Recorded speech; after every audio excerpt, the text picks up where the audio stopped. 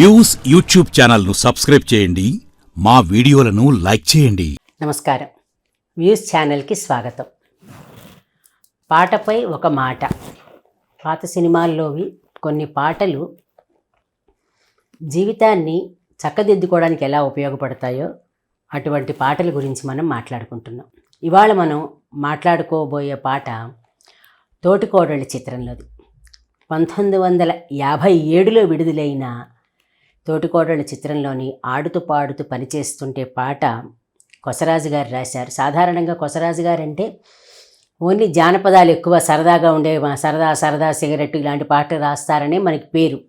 కానీ జీవితాన్ని అందంగా చక్కదిద్దుకోవడానికి ఉపయోగపడే పాట కూడా రాశారు కొసరాజు గారు. సంగీతం మాస్టర్ వేణు గారు, పాడిన వాళ్ళు ఘంటసాల గారు, పి సుశీల గారు. ఇక్కడ నేను ఈ ప్రతివారం ఎందుకు చెప్పాల్సి వస్తుందంటే పాట పాడే ముందర ఒక ముక్క చెప్తున్నా. నేను అస్సలు పాట పాడే గాయనిని కానే కాదు. ఊరికే చిన్నది పద్యంలా చదివితే బాగుండదని ఊరికే హమ్ చేస్తున్నాను. అందువల్ల ట్యూన్ మాత్రం సరిగ్గా రాదు, ముందుగానే చెప్తున్నాను. ఊరికే నా ఆనందం కోసం పద్యంలా చదివితే బాగుండదు కాబట్టి పాటలాగా పాడుతున్నాను అంతే. ఆడుతూ పాడుతూ పని చేస్తుంటే అలుపు సొలుపేమున్నది, ఇద్దరం ఒకటై చేయి కలిపితే ఎదురేమున్నది, మనకు కొదవేమున్నది. ఆడుతూ పాడుతూ పని చేస్తుంటే అలుపు సొలుపేమున్నది. ఇది ఆడుతూ పాడుతూ పని చేసుకోవడం. అసలు ముందరే ఎత్తుగడే ఎంత హాయిగా ఉందంటే, భార్యాభర్తలు ఎప్పుడు కూడా ఏ పని చేసినా ఇద్దరు కలిసి ఆడుతూ పాడుతూ చేసుకోవాలి. ఒకళ్ళు దర్జాగా కుర్చీలో కూర్చుని రెండో వాళ్ళ చేత చేయించుకోవడం కాదు. ఎవరైనా సరే అది ఇద్దరికి వర్తిస్తుంది, మగవాళ్ళు ఆడవాళ్ళు ఎవరైనా సరే. ఇది తోటికోడళ్ళ సినిమాలో నాగేశ్వరరావు గారు, సావిత్రి గారు ఒక చోట నీళ్లు ఇలా ఏతంతో తోడుతూ ఇలా పోస్తూ ఉంటారు ఇటు పక్కకి. మొత్తం పాట అంతా కూడా ఇలా తోడి పోస్తూనే ఉంటారు. సినిమా అంతా కూడా ఇటు పక్క నుంచి నీళ్లు పొలంలోకి పోస్తూ ఉండడమే. అది ఎలాగా మామూలుగా మనకి చూడండి, పొలం పనులు చేసుకునే వాళ్ళు కానీ, రోకళ్ళు దంచేవాళ్ళు కానీ, విసిరేవాళ్ళు కానీ, ప్రతి వాళ్ళు ఈవెన్ మన బట్టలు ఉతికే వాళ్ళు కూడా ఒక సౌండ్ చేస్తూనే ఉంటారు. అంటే పాట కానీ శబ్దం కానీ ఎందుకు చేస్తారంటే అసలు అలుపు సొలుపు తెలియకుండా ఉండడం కోసం. కొందరు హాయిగా పాటలు పాడుకుంటూ పనిచేస్తారు. ఇటీవల వచ్చిన సంగీతం సినిమా అయితే మొత్తం పాటలే అనుకోండి, అది దీనికి సంబంధం కాదు. కానీ హాయిగా ఆడుతూ పాడుతూ పని చేసుకోవడం అంటారు. అంటే నేను పని చేస్తున్నాను బాబోయ్ అని ఎవరు అనుకోకూడదు. అందుకని ఆటలాగా తీసుకోవాలి. ఆడేటప్పుడు ఎంత ఆనందంగా ఆడతామో, పాడేటప్పుడు ఎంత ఆనందంగా. ఎవరికైనా సరే పాడడం రాకపోయినా కూడా ఎవరికి వాళ్ళకి పాడుకోవడం అనేది ఒక సరదా. అందుకని వాళ్ళ మానసిక ఆనందం కోసం పాడుకోవచ్చు. ఎవరైనా అయ్య బాబాయ్ భయంకరంగా పాడుతున్నామని ఎవరిని అనకూడదు. అందరికీ రాగం రాదు, భగవంతుడు కొందరికి అవరం ఇస్తాడు. కానీ పాడుకోవాలనే కోరిక మాత్రం ఇంచుమించుగా అందరికీ ఉంటుంది. అందుకని ఎవరికి వాళ్ళు పాడుకుంటారు. వేదికలెక్కి పాడకపోవచ్చు, కానీ ఎవరికి వాళ్ళు వాళ్ళ మానసిక ఆనందం కోసం పాడుకుంటారు. ఇప్పుడు సరిగ్గా చెప్పాలంటే నేను కూడా ఊరికే పాడాను, నాకు కూడా రాగం అది రాదు, కానీ ఊరికే హమ్ చేసామన్నమాట. అయితే ఈ పాటలో ఏం చెప్తున్నాడు, భార్యాభర్తలు జీవితాన్ని అందంగా ఎలా మలుచుకోగలుగుతారంటే ప్రతి పనిని ఆడుతూ పాడుతూ చేయమన్నారు. పొలం పని ఉంది, హాయిగా పొద్దునే వాళ్ళు వంట చేసేసుకొని తీసుకెళ్ళిపోయి పొలం పనులు భార్యాభర్తలు ఇద్దరు కలిసి చేసుకుంటున్నారు. ఆ సినిమాలో, తోటికోడళ్ళ సినిమాలో ఆడుతూ పాడుతూ పని చేస్తుంటే అలుపు సొలుపేమున్నది. జంట పదాలుగా వాడతాం మనం. ఆడుతూ పాడుతూ అలుపు సొలుపు ఇవన్నీ జంట పదాలు. అంటే ఏహి అలసటే తెలియదు అసలు. ఒక్కళ్ళం పని చేసుకుంటే చూడండి, ఎప్పుడైనా సరే చాలా ఒక నిరాశ, ఒక నిస్పృహ, బాధ, దుఃఖం వస్తే నేను ఒక్కడితేనే పని చేయాల్సి వస్తుంది, లేకపోతే నేను ఒక్కడినే కష్టపడాల్సి వస్తుందని వాళ్ళకి వీళ్ళకి కూడా అనిపిస్తుంది. అందుకని ఎవరైనా ఒకళ్ళు పని చేస్తుంటే ఒకవేళ ఒక్కళ్ళే చేయాల్సి వచ్చినప్పుడు పక్కన ఉన్న వాళ్ళు ఎవరో ఒకళ్ళు కబుర్లు చెప్తూ చిన్న సాయమైనా చెయ్యాలి అసలు. అప్పుడు ఆడుతూ పాడుతున్నట్టుగా పని అయిపోతుంది. ఒంటరిగా పని చేసేటప్పుడు మాత్రం చాలా అలసట అనిపిస్తుంది. ఎందుకంటే మనసు అలసిపోతుంది, మనసు గాయపడి పని చేస్తుంది కాబట్టి మనసు అలసిపోతుంది. మనసు అలసిపోతేనే శరీరానికి అలసట వస్తుంది, లేకపోతే శరీరానికి అలసటే రాదు అసలు. అందుకని ఆడుతూ పాడుతూ పని చేస్తుంటే అలుపు సొలుపేమున్నది, ఇద్దరం ఒకటై చేయి కలిపితే, అది కావాల్సింది. ఇది నేర్చుకోవాలని మనం పదే పదే చెప్తున్నాం. ఇద్దరు చేయి కలుపుతూ, అంటే ఒకరికి ఒకరు చేయి అందించుకుంటూ పని చేసుకోవాలి.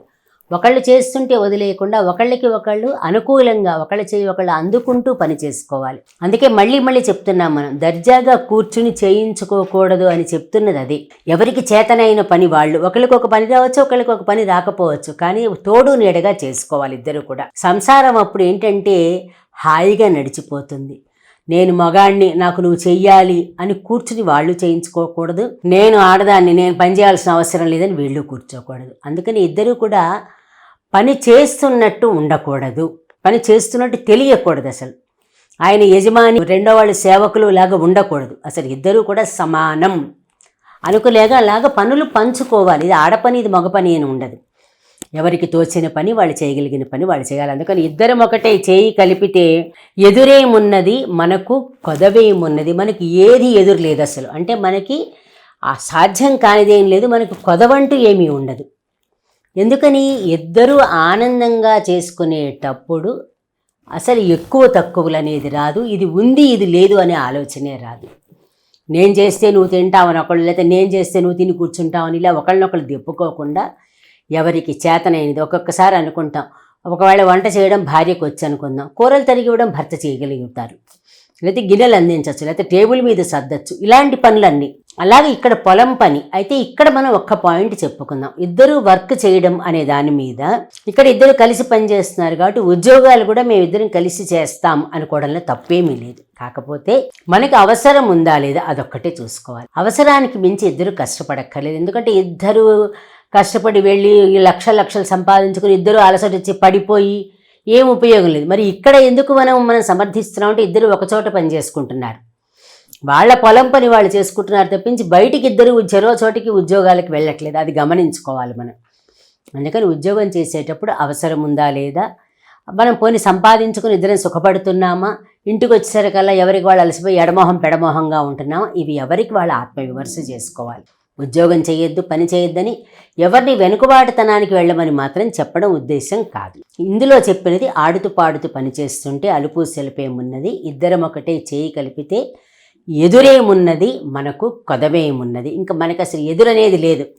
ఏ పని అయినా హాయిగా చేసుకెళ్ళిపోతాం, మనకు అసలు ఏది కొదవలేదు, అన్నీ సమృద్ధిగా ఉంటాయని పాడుకున్నారు. మొదటి చరణంలోకి వస్తే ఒకళ్ళని ఒకళ్ళు వీళ్ళు పొగుడుకోవడం. ఇక్కడ ఎప్పుడైనా సరే అదే చెప్పాం, ఒకళ్ళు చేసిన పనిని ఒకళ్ళు ప్రశంసిస్తూ ఉండాలి. ఇంట్లో ఒకవేళ భార్య కష్టపడి చాలా బాగా వంట చేసి అన్నంలో కంచంలో పెట్టింది అనుకోండి, కనీసం మాట్లాడకుండా తినేస్తూ ఉంటారు వాళ్ళు. చెప్పాలి ఇది బాగుంది, దీంట్లో ఉప్పేస్తే ఇంకా బాగుండేది, దీంట్లో కొంచెం కారం తగ్గిస్తే బాగుండేది, కానీ రుచిగా ఉంది. ఎందుకనంటే కష్టపడి పని చేసిన వాళ్ళకి అన్న వంట అని ఇది కథ కాదు సినిమా ఉంటుంది. ఇది కథ కాదు సినిమాలో జయసుధ చిరంజీవి ఇద్దరు వంట ఎలా ఉందన్నట్టయితే వంట పెంటలా ఉంది అంటాడు. అంటే అక్కడ భార్యని హింసించడం ఆ సినిమాలో కథ. అది నేర్చుకోకూడదు ఎవరు. వంట ఎలా ఉన్నా కూడా ఇదిగో ఇంకొంచెం సరి చేసుకో, లేకపోతే ఇలా ఉంటే బాగుంటుంది అని ఒకళ్ళని ఒకళ్ళు ప్రశంసించుకోవడం అనేది అవసరం. అందుకని ఇక్కడ ఒకళ్ళనొకళ్ళు ఎలా ప్రశంసించుకుంటున్నారో చరణాల్లో చూద్దాం. వంపులు తిరిగి వయ్యారంగా ఊపుతూ విసురుతూ గూడేస్తుంటే, నీ గాజులు గల్లని మోగుతుంటే నా మనసు జల్లుమంటున్నది, మనసు జల్లుమంటున్నది. వంపులు తిరిగి వయ్యారంగా ఊపుతూ విసురుతూ గూడేస్తుంటే, ఇక్కడ నాగేశ్వరరావు సావిత్రి గురించి మాట్లాడడం. వంపులు తిరిగి వయ్యారంగా ఊపుతూ విసురుతూ గూడేస్తుంటే చెప్పాం కదా, దాన్ని వాళ్ళు ఇట్లాగా ఏతంతో ఇలాగ తీసిపోస్తూ ఉంటారు కదా, అది పోసేటప్పుడు కొంచెం వయ్యారం ఉంటుంది. ఆ వయ్యారం వంపులు తిరిగి వయ్యారంగా నువ్వు ఊపుతూ విసురుతూ గూడేస్తుంటే ఎలా ఉందిటే ఈయనకి, నీ గాజులు గల్లుమని మోగుతుంటే నా మనసు జల్లుమంటున్నది. అంటే మట్టి గాజులు వేసుకోవడం ఒకప్పుడు అలవాటుగా ఉండేది, వేసుకోకపోవడం ఎవరి వ్యక్తిగతం దాని కాదు. ఇక్కడ పాటలో ఉన్న సందర్భం చెప్తున్నాం. చేతి నిండా మట్టి గాజులు వేసుకోవడం వల్ల ఇప్పుడు దాన్ని ఇలా ఎత్తి ఆ గూడు ఇటు వేస్తూ ఉంటే గాజులు గల్లుమంటున్నాయి. అసలు ఆ శబ్దం గాజులు గలగలలు చాలా బాగుంటాయి. బ్యాంగిల్స్ మీద సరోజినీ నాయుడు గారు కూడా ఒకటి రాశారు, ఒక కవిత చాలా కాలం క్రితం. అది అలాగా ఈ గాజులు గల్లుమంటూ ఉంటేట ఈయనకి ఎలా ఉందట, మనసు జల్లుమంటుందట. ఆ గాజుల శబ్దం ఆయన మనసుకి ఆనందాన్ని కలిగించింది. అది ప్రశంసించడం. చాలామంది ఎంత మొరటుగా మాట్లాడతారంటే, ఏంటి ఆ గాజులు గోల చేస్తున్నాయి, శబ్దం తీసిపడేయి అంటారు. అది తప్పు. అసలు అది వాళ్ళకి ఇష్టమై వేసుకున్నప్పుడు, వేసుకోలేదని కూడా వదిలేండి, సేమ్ దాని విషయం కాదు. వాళ్ళకి ఇష్టమై వేసుకున్నప్పుడు ఆ శబ్దాన్ని ప్రశంసించడం నేర్చుకోవాలి. టింగ్లింగ్ సౌండ్ అంటాం మనం, గాజుల గలగల అంటాం మనం, చాలా అందమైన శబ్దం అది. అందుకని నీ గాజులు గల్లని మోగుతుంటే నా మనసు జల్లుమంటున్నది అని కథానాయకుడు కథానాయికని ఒక చరణంలో ప్రశంసించాడు. ఇక రెండోది చూడండి. తీరని కోరికలు రింపంగా ఓరకంటనను చూస్తూ ఉంటే చిలిపి నవ్వులు చిందులు తొక్కి సిగ్గు ముంచుకొస్తున్నది, నును సిగ్గు ముంచుకొస్తున్నది. తీరని కోరికలు రింపంగా ఓరగంటనను చూస్తూ ఉంటే, ఆవిడ ఏమందిట వెంటనే, తీరని కోరికలు ఊరించంగా, కొన్ని కోరికలు ఏవో ఉన్నాయి అవి ఊరిస్తున్నాయి, ఇంకా తీర్చుకోవాల్సినవి ఉన్నాయి, అవి ఊరిస్తూ ఉంటే ఈవిడ ఓరకంట నన్ను చూస్తూ ఉంటే, ఆయనేమో ఓరకంట చూస్తున్నాడు, ఈవిడ్ని అందంగా చూస్తున్నాడు. చూస్తూ ఉంటే ఈవిడికి ఎలా ఉందిట, చిలిపి నవ్వులు చిందులు తొక్కి సిగ్గు ముంచుకొస్తున్నది. అంటే ఇవి సరదా అయిన సున్నితమైన భావనలు. మేము సిగ్గుపడాలా ఇలాంటి ప్రశ్నలు వేస్తే దానికి మనం సమాధానం చెప్పలేం. ఇద్దరి మధ్యన ఉండే అనురాగం అది వాళ్ళ ఇద్దరికే వ్యక్తిగతం. సిగ్గుపడాలా సిగ్గుపడక్కర్లేదు ఎలా ఉండాలా అనేది వాళ్ళిద్దరి మధ్య ఉండవలసింది తప్పించి మూడో మనిషికి అవసరం కాదు. కానీ ఇక్కడ ఏమైందనమాట, ఆవిడ తీరని కోరికలు రింపంగా ఓరకంట నన్ను చూస్తూ ఉంటే చిలిపి నవ్వులు చిందులు తొక్కి సిగ్గు ముంచుకొస్తుంది. చిలిపి నవ్వులు వచ్చేస్తున్నాయి, అవి కూడా ఇలాగ చిందులు తొక్కుతున్నాయి. నాకు బాగా నవ్వొస్తూ ఉంటే అది సిగ్గుగా ఉంది, నాకు సిగ్గు ముంచుకొస్తున్నది అని. చాలా సున్నితమైన మృదువైన సరసమైన పదాలు. ఇందులో ఎక్కడా అసభ్యత కానీ, తర్వాత తరంలో భార్యాభర్తల మధ్యన వచ్చిన పాటల్లో భావాలే వినలేకపోతున్నాం. ఇది ఎంత మృదువుగా ఉందో చూడండి. అంటే ఇద్దరి మధ్యన మాటల్లో అసభ్యత కాదు, అశ్లీలత కాదు ఉన్నది, సున్నితత్వం. అది ఎంత సౌకుమార్యం ఉంది, ఎంత సున్నితత్వం. చిలిపి నవ్వులు చిందులు తొక్కి సిగ్గు ముంచుకొస్తున్నది. ఎంత మృదువుగా రాశారో కొసరాజు గారు తెలుస్తోంది అక్కడ. తర్వాత మళ్ళీ ఆయన పాడుతున్నాడు. చెదరి జారిన కుంకుమ రేఖలు పెదవులపైన మెరుస్తూ ఉంటే తీయని తలపులు నాలో ఏమో తికమక చేస్తూ ఉన్నవి, తికమక చేస్తూ ఉన్నవి. చెదరి జారిన కుంకుమ రేఖలు పెదవుల పైన మెరుస్తూ ఉంటే, అప్పుడు సిగ్గుపడుతోంది కదా, అక్కడ చెప్పింది కదా ఆవిడ సిగ్గుపడుతుందంటే ఏమంటున్నాడు ఆయన, చెదరి జారిన కుంకుమ రేఖలు పెదవుల పైన మెరుస్తూ ఉంటాయి. ఎంత అందమైన భావన అంటే, ఒకప్పుడంటే ఇప్పుడంటే బొట్టు బిళ్ళలు పెట్టుకుంటున్నాం అందరం, ఒకప్పుడు కేవలం కుంకుమ మాత్రమే ఉండేది, కుంకుమే పెట్టుకునేవారు. చెమట పట్టినప్పుడు ఏమవుతుంది, ఆ కుంకుమ కొద్దిగా జారుతూ ఉంటుంది. మీకు సాగర సంగమం సినిమా చూస్తే గుర్తుండే ఉంటుంది. కుంకుమ తడికి ఇలా జారుతూ ఉంటే కమల్ హాసన్ గారు ఇట్లా అడ్డం పెడుతూ ఉంటారు చెయ్యి. అంటే ఆ కుంకుమ తడికి జారుతూ ఎలా ఉందిట, అది పెదవుల మీద మెరుస్తుంది. అంటే పెదవులు ఎర్రబడ్డాయి అని చెప్తున్నారు. అంటే చిన్న కుంకుమ రేఖ అక్కడ జారుతూ ఉంటే ఇక్కడ కింద పెదవులు ఎర్రబడ్డాయి. అంటే ఎర్రబడిన నీ పెదవులు చూస్తే ఎలా ఉందిట ఆయనకి, తీయని వలపులు నాలో ఏమో తికమక చేస్తూ ఉన్నది. నిన్ను చూస్తుంటే నాలో ఒక తీయని తలపు కలుగుతోంది, దాంతో నేను తికమక అయిపోతున్నాను అన్నాడు. అంటే నువ్వు వయ్యారంగా ఉన్నావు, ఆ వయ్యారంతో నువ్వు పని చేస్తూ ఉంటే కొంచెం చెమటకి పైనుంచి కుంకుమ రేఖలు నెమ్మదిగా జారి నీ పెదవుల మీదకి వచ్చి పెదవులు ఎర్రబడ్డాయి. ఆ ఎర్రబడ్డ పెదవులు చూస్తే నాలో ఏదో తికమక అవుతూ ఉన్నాను నేను అని అన్నాడు.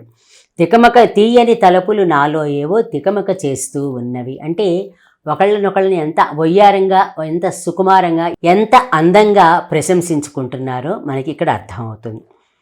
అలా అవగానే లాస్ట్లోకి వచ్చేసరికి ఇంకా చివరి చరణంలో, మాటల్లో మోమాటం నిలిపి రాగంలో అనురాగం కలిపి పాట పాడుతుంటే నామది పరవశమైపోతున్నది, పరవశమైపోతున్నది.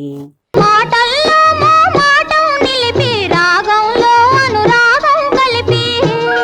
అది ఏమంటున్నట్ట, మాటల్లో మోమాటం నిలిపి, మాట్లాడుతుంటే అందులో ఒక మొహమాటం లాంటిది, అంటే ఒక చిలిపిదనం దాగి ఆగిపోతే, రాగంలో అనురాగం కలిపి, అది రాగం అనేది వేరు, అనురాగం వేరు. ఒక రాగంలో అనురాగాన్ని కలిపి పాడుతున్నారు ఇక్కడ. రాగంలో అనురాగం కలిపి ఏం చేస్తున్నారట, పాట పాడుతుంటే. అంటే ఏదో ఒక రాగంలో ఉంటుంది కదా ఒక పాట, ఆ రాగంతో పాడుతూ ఆ పాటే రాగంలోనే అనురాగాన్ని కూడా కలిపారు. అంటే ఏడుపు రాగం కాకుండా అనురాగాన్ని కలిపాడు అంటున్నారు. కలిపి ఎలా ఉందిట ఆవిడికి, నా మది పరవశించిపోతోంది అన్నారు. అంటే ఇద్దరు చూసారా ఎలా ఉంటే కాపురం అందంగా సాగుతుంది, ఇద్దరు ఒకరినొకరిని ప్రశంసించుకుంటే జీవితం ఎంత అందంగా ముందుకు సాగుతుంది, ఎలా సాగిపోవాలని చెప్పాడు. ఇన్ని చరణాలు రాసినా కూడా ఇద్దరు ఆడుతూ పాడుతూ పని చేసుకోండి అన్నారు. అంటే ఏ పని చేసినా సరే మనం ఇద్దరము సమానము, ఇద్దరము ఒకళ్ళకంటే ఒకళ్ళు ఎక్కువ కాదు, ఒకళ్ళకంటే ఒకళ్ళు తక్కువ కాదు. ఎవరికి చేతనైన పని మనం చేసుకుందాం. ఆడుతూ పాడుతూ పని చేస్తుంటే ఎలా ఉంటుందట, అసలు అలసట అనేదే తెలియదు. ఎప్పుడైనా చూడండి, నేనే చేస్తున్నాను ఈ పని, నేనొక్కడినే చేయాల్సి వస్తోంది అనే భావన, లేకపోతే నేను ఒక్కడినే, ఇద్దరికి వర్తిస్తుంది అనే భావన కలిగిన రోజున ఏ పని చేసినా సరే అందులో ఆనందం అనేది మనకి నిలబడదు, దుఃఖమే నిలబడుతుంది. ఇక్కడ ఈ సందర్భంగా తప్పనిసరిగా ఒకటి నేను చెప్పవలసింది, 1961 ఆ కాలంలో ఉషశ్రీ గారు రాసిన పెళ్ళాడే బొమ్మ అనే నవలా లేఖావళిలో ఒక మాట ఉంటుంది. పెళ్లి గురించి చాలా ఉన్నతమైన వాక్యం. జీవితంలో సాహచర్యం కోసం పెళ్ళి. సాహచర్యం అంటే మనతోటి సహచరిగా ఉండటం, అంటే ఇద్దరు కలిసి నడవడం. ఒక రథానికి 2 చక్రాలని అంటారు కదా, అంటే ఒకదాంతో ఒకటి సమానంగా వెళ్ళాలి, ఏది ఒకటి తగ్గినా కూడా కుదరదు అక్కడ. అందుకని ఈ జీవితంలో సాహచర్యం కోసం పెళ్ళి అనే వాక్యాన్ని ఎందుకంటే ఆడుతూ పాడుతూ ఇద్దరు కలిసి పని చేసుకోవాలి. అలా చేసుకుంటే జీవితం హాయిగా సాఫీగా సాగిపోతుంది అనే మాటని తోటికోడళ్ళ సినిమా కోసం కొసరాజు గారు ఎంతో అందంగా, ఎంతో బాధ్యతగా, ఇది తప్పనిసరిగా గుర్తుపెట్టుకోవాల్సింది. ఒకప్పుడు రాసిన రచయితల పాటల్లో చాలా బాధ్యత ఉండేది. అంటే అప్పుడు కూడా చెత్త పాటలు రాలేదు అంటే ఎప్పుడూ వచ్చాయి, కానీ బాధ్యతతో ఉన్న పాటలు చాలా ఎక్కువగా వచ్చాయి. అందుకని పాటపై మాట అనే కార్యక్రమం ఉద్దేశం ఏంటంటే విడాకులు తగ్గాలి, కొత్తగా పెళ్లి చేసుకుంటున్న వాళ్ళు కూడా ఇలాంటి పాటలు వినాలి. పెద్దవాళ్ళు దయచేసి మన ప్రతివారం చెప్పుకుంటున్నట్టుగానే పెద్దవాళ్ళు ఒక్క 10 నిమిషాలు టైం స్పెండ్ చేసి ఇలాంటి పాటలు వాళ్ళకి వినిపించి, జీవితం అంటే ఇది, ఎంతసేపు మీరు అలకలతో కొట్టుకుని విడిపోవడం కాదు, మీరు చేసుకునే ఊరికే ఈ వీడియోలు లేకపోతే కనుక షూటింగ్లు కాదు జీవితం అంటే ఇది. ఒకళ్ళతో ఒకళ్ళు కలిసి ఆడుతూ పాడుతూ పని చేసుకోండి, అప్పుడు ఇద్దరికీ కూడా ఏ విషయంలోనూ కొదవ ఉండదు అనే విషయాన్ని కొసరాజు గారు చెప్పిన విషయాన్ని అందరం ఒకసారి మళ్ళీ మనం గుర్తు చేసుకుందాం. ఇది ఈ వారం పాటపై మాట. నమస్కారం.